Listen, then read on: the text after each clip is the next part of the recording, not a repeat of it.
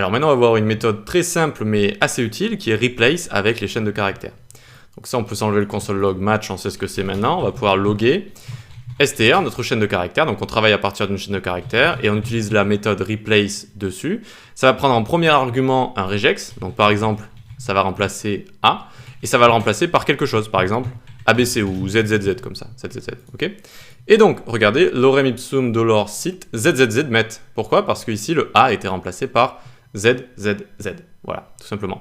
Qu'est-ce qui se passe si on avait plusieurs A? Par exemple, j'en ai rajouté un ici. Attention, si vous ne mettez pas de crochet et si vous ne mettez pas G à la fin, eh bien, ça s'arrête juste en fait au premier A que ça trouve. Vous voyez, ZZZ, et le second, ça le laisse. D'accord? Ici, on aurait dû faire G, par exemple, ici, pour remplacer tous les A.